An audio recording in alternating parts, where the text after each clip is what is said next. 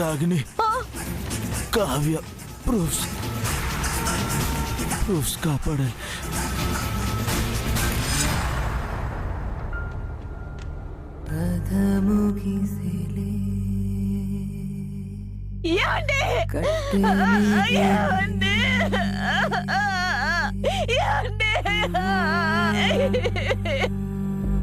మీ అమ్మ చంపింది నా భర్తని మాత్రమే కాదు, మా సంతోషాలని, మా సరదాలని, ఈ ఇంటి పరువుని.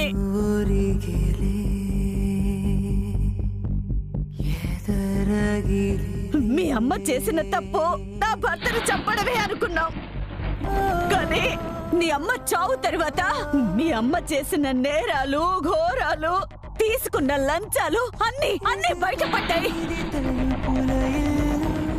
మా అన్నయ్య అప్పుడు దించిన తల ఇంకా ఎత్తలేదే.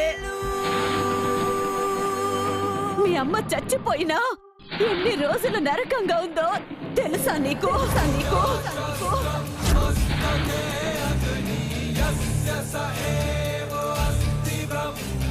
ఇది మా పోలీస్ డిపార్ట్మెంట్కి ఎప్పటికీ చెరపలేని మచ్చ. మా అందరికీ ఇదొక బ్లాక్ డే. ఎంతగానో సిన్సియర్ అని మా అందరినీ నమ్మించి గ్యాంగ్స్టర్స్తో చేతులు కలిపింది ఎస్ఐ కావ్య. ఫ్యామిలీ అని కూడా దయ, కరుణ లేకుండా నారాయణ్ని సర్వీస్ రివాల్వర్తో చంపేసింది. జీపులో వెళ్తుండగా బ్రేకులు ఫెయిల్ అయ్యి కారు బ్లాస్ట్ అయి చనిపోయింది. కావ్య డిపార్ట్మెంట్లో చేరినప్పటి నుంచి మా అందరి కళ్ళు కప్పి లంచాలు తీసుకుంటూ అమాయకుల్ని బెదిరిస్తుందని మాకు తెలిసింది. కావ్య చేసిన మోసాలు తెలుసుకోవడానికి ఇంటర్నల్ కమిటీ కూడా వేయడం జరిగింది.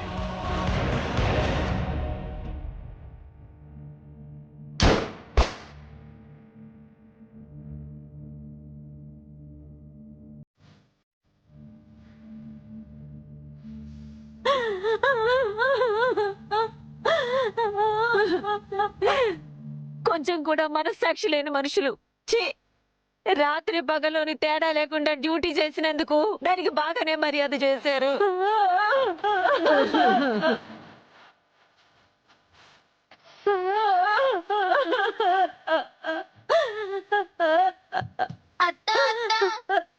ఎందుకు ఏడుస్తున్నావు? ఏడవకత్తా, నాకు కూడా ఏడుపు వస్తుంది. అమ్మకి ఫోన్ చేయవా? ఎప్పుడొస్తుందో అడగవా? మీ అమ్మ చచ్చిపోయింది, ఇక రాదు.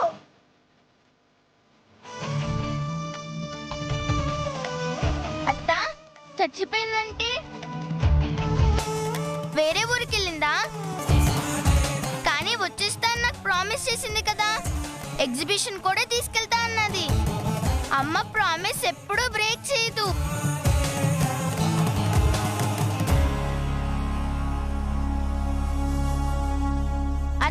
ఎందుకు ఏడుస్తున్నా? నన్ను ముట్టుకోకు. నాకు తేళ్ల జరలో పాకినట్టుంది. రాగిణి, పిచ్చి పట్టిందా? చిన్నపిల్ల మీద అరుస్తున్నావు. ఇప్పుడు ఇది ఏం చేసిందని దీని మీద అరుస్తున్నావు? ఇంకా నా బతుకులో ఉన్న ఆనందం అంతా దేనమ్మ తీసుకెళ్లిపోయింది కదా. అప్పటి నుంచి ఏమైందని అడుగుతున్నావు కదా. మీ అమ్మ నా జీవితంలో ఏడుపునే మిగిల్చి వెళ్ళింది. డబ్బుకు అమ్ముడు పోయి నా భర్తని పొట్టను పెట్టుకుంది.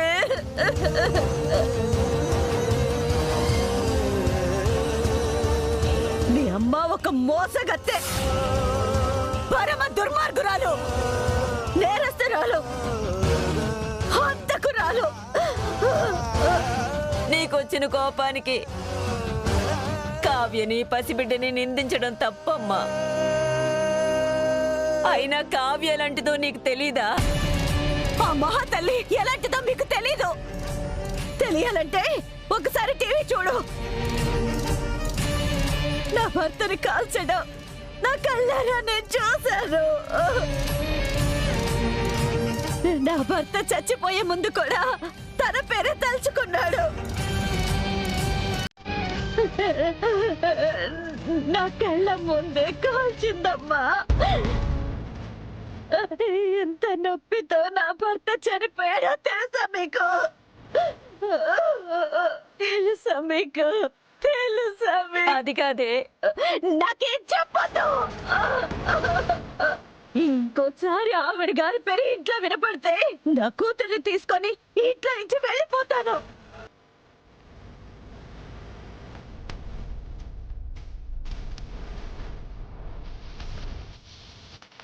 అది కాదత్తా. ఏయ్, పోవే అవతలికి. నా దగ్గరకు వస్తే ఏం చేస్తానో నాకే తెలీదు.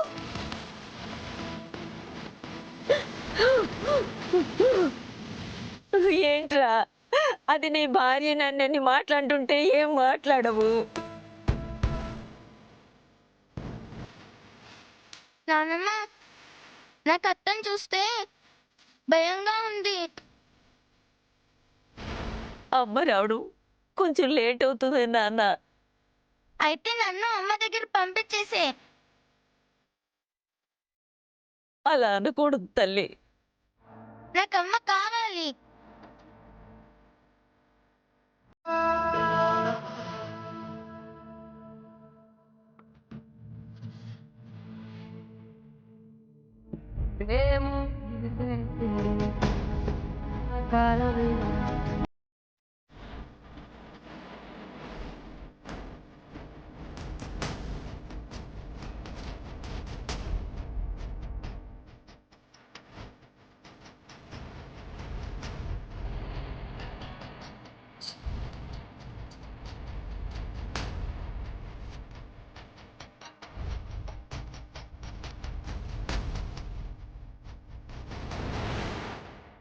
నువ్వు అడిగిన సాక్ష్యం నేనే. మీ అమ్మ హత్య చేయడం నా కళ్ళారా చూశాను. మా ఆయన సంపాదించిన సాక్ష్యాలు బేరం పెట్టడం నా చెవులారా విన్నాను. మీ అమ్మ చేసిన తప్పులని, ఆగడాలని, పొట్టన పెట్టుకున్న ప్రాణాలని కమిషనర్ గారు ప్రపంచానికి చెప్పారు. మీరు ఈ ప్రపంచం, ఆ డిపార్ట్మెంట్ ఎన్ని చెప్పినా నా తల్లి తప్పు చేసిందంటే నేను నమ్మనత్తయ్య.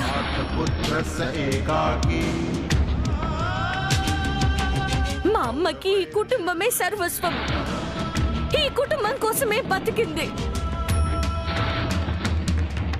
అలాంటిది ఇంట్లో వాళ్ళని ఎలా చంపుతుంది? డ్యూటీని దైవత్వంగా చూసేది అలాంటిది డ్యూటీలో తప్పెలా చేస్తుంది అత్తయ్య? అంటే చూసిన మీ అత్త అబద్ధం చెప్తుంది అంటున్నావా? తన భర్తను చంపిన నిందని మీ అమ్మ మీద వేస్తుంది అని చెప్తున్నావా? లేదు పిన్ని, కానీ అత్తయ్య చూసింది, అక్కడ జరిగింది ఒకటై ఉండదు. అయినా మా అమ్మ మామయ్యని చంపడం ఏంటి పిన్ని? చంపింది. నా కళ్ళారా చూశాను. నా మెడలో పసుపు తాడు తెగడానికి కారణం మీ అమ్మే. మా జీవితాలు చీకటవడానికి కారణం మీ అమ్మ. ఈ ఇంట్లో మనుషులు అందరి ముందు తలదించుకోవడానికి కారణం మీ అమ్మ. డిపార్ట్మెంట్ బరువు పోవడానికి కారణం మీ అమ్మనే. అత్తయ్య, అత్తయ్య, అత్తయ్య.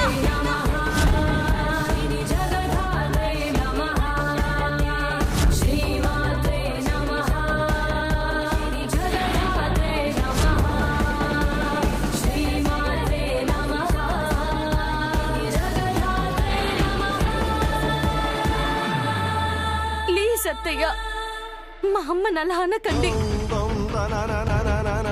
పరిస్థితులు మా అమ్మని దోషిగా నిలబెట్టుండొచ్చు, కానీ నాకు తెలుసు మా అమ్మ తప్పు చేయలేదని. ఏంటి కొత్తగా కోపం పొడుచుకొస్తుంది? మొన్నటిదాకా కుక్కిన పెళ్ళ పడుండేదాన్ని అత్తయ్య మీద నోరెత్తుతున్నావు. కోపం కాదు నిషి, బాధ. కన్న తల్లి నిజాయితీ తెలిసిన చెయ్యని నేరానికి మా అమ్మ చావు మోస్తున్న నిందని ఏమీ చెయ్యలేకపోతున్నాననే బాధ. మా అమ్మని తన కుటుంబమే నమ్మట్లేదు అన్న బాధ. ఏయ్, మీ అమ్మ భజన చేస్తుంటే వినే ఓపిక మాకు లేదు. ఈ ఇంట్లో ఆవిడ ఆనవాళ్లు ఉండకూడదనే ఆ మహాతల్లికి సంబంధించినవన్నీ బయట పడేశాం. ఇప్పుడు ఈ ఫోటోని తీసుకుని ఇంట్లోకి వస్తాను అంటే చూస్తూ ఊరుకోం. మర్యాదగా ఆ ఫోటోని చెత్త కుప్పలో పడేసి లోపలికి రా. చెత్త కుప్పలో ఎందుకు పడేయాలి పిన్ని?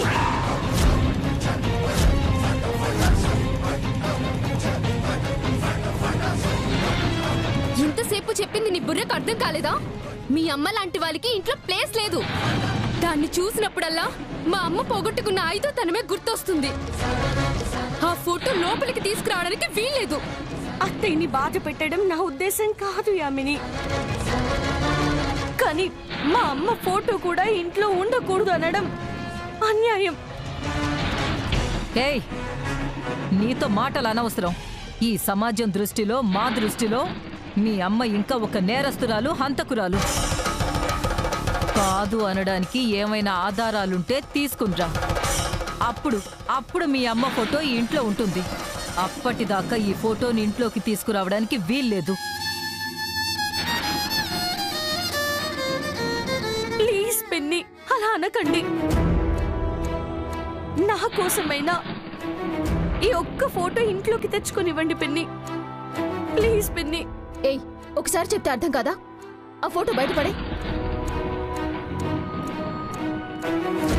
జగదాత్రి, అమ్మ అత్తయ్య చెప్పారు కదా, అర్థం కావట్లేదా? ఆ ఫోటో బయట పడేసి లోపలికి రా. అత్తయ్య, ప్లీజ్ అత్తయ్య, మీరైనా అర్థం చేసుకోండి.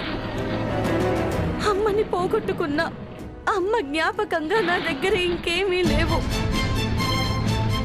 ఇన్నాళ్ళకి అమ్మ ఫోటో ఒక్కటి దొరికింది.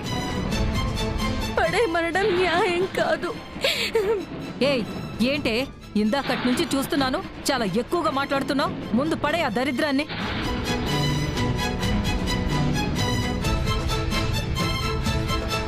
ఏయ్, ఈ ఇంట్లో నీకు చోటుంది, ఆ ఫోటోకి లేదు.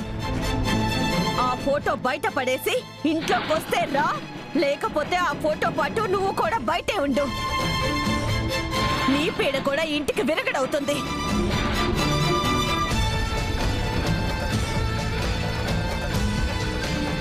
అందరూ లోపలికి పదండి.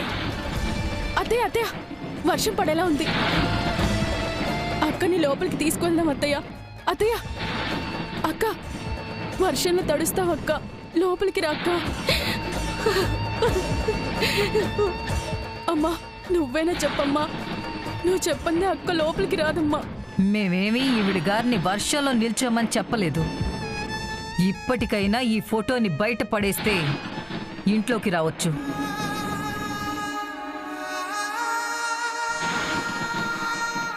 అయినా దీని పొగరు అణిగేంత వరకు ఈ రాత్రంతా వర్షంలోనే తడవనివ్వండి.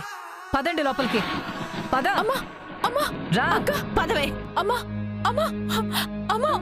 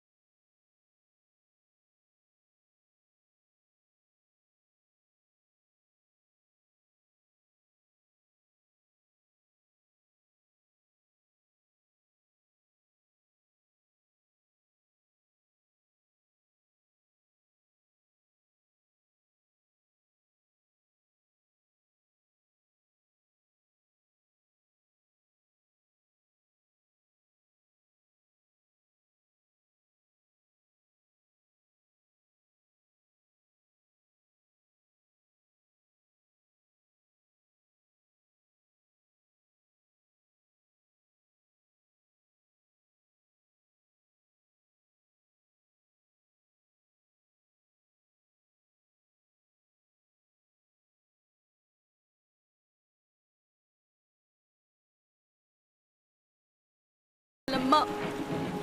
నీ వాళ్ళే నీ మీద దుమ్మెత్తి పోస్తుంటే ఎలా ఆపాలమ్మా? ఏం జరిగినా ఇదే నా కుటుంబం. కుటుంబాన్ని వదలడం అంటే ప్రాణాలు వదిలినట్టే అని నువ్వు నాలో ప్రేమని నింపితే నీ మీద వీళ్ళు కోపాన్ని, ద్వేషాన్ని నింపుకున్నారు.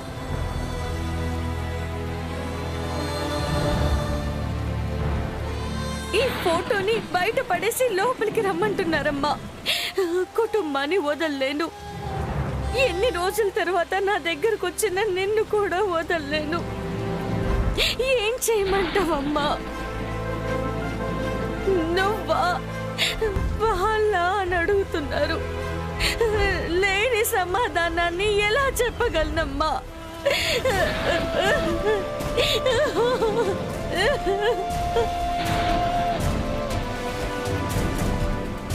మా అందరికీ తెలియని నిజం ఏదో ఉందమ్మా. అసలేం జరిగిందమ్మా?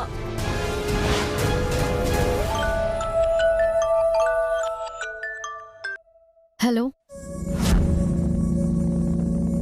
హలో మేడం, ఎలా ఉన్నారు? ఎవరు?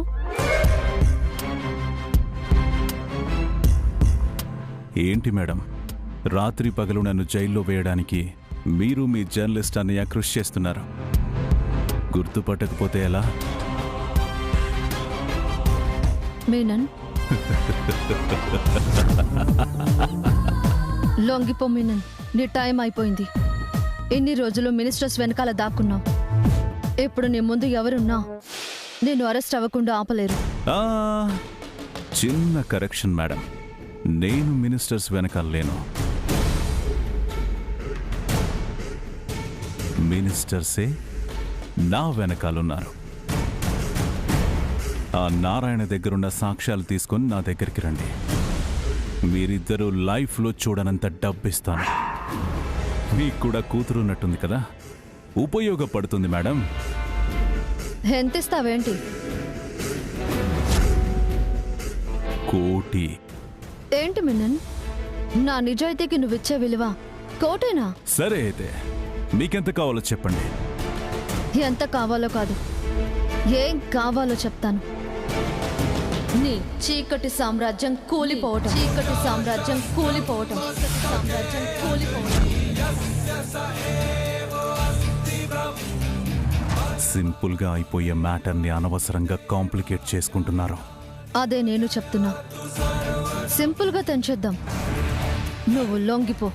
ఆడవాళ్ళు ఆలోచించి కరెక్ట్ డెసిషన్ తీసుకుంటారనుకున్నాను. సరే, ఈ మీనన్ పద్ధతిలోనే కానిద్దాం. మీ ఇంట్లో వాళ్ళని లెక్క పెట్టుకోండి మేడం. ఎందుకంటే ఇక నుంచి లెక్క తప్పుతూనే ఉంటుంది.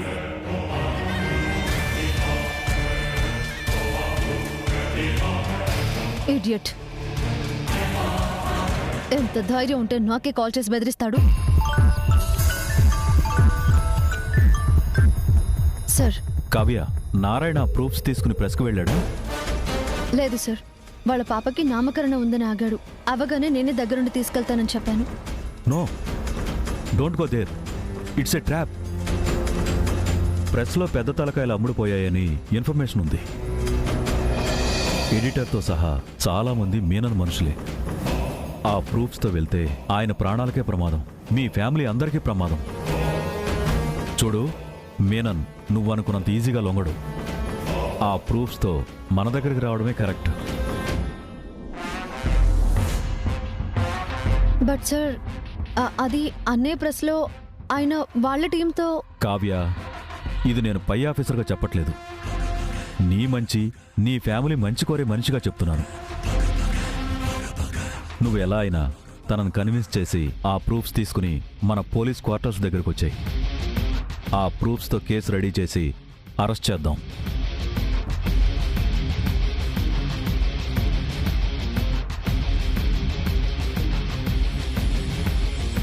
సరేనా? సరే సార్.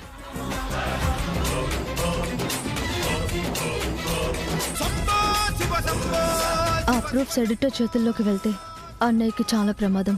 ప్రూఫ్స్ కూడా మీనన్ చేతుల్లోకి వెళ్ళిపోతాయి. కమిషనర్ గారు చెప్పినట్టు ప్రూఫ్స్ పోలీసులకు ఇవ్వడమే కరెక్ట్. దిక్కులు దిశలే మారాయేంటి, పడమట సూర్యుడు పొడిచాడేంటి, గుండెల్లో ఈ గుణపాదేంటి, అసలు ఈ కథ ఏంటి?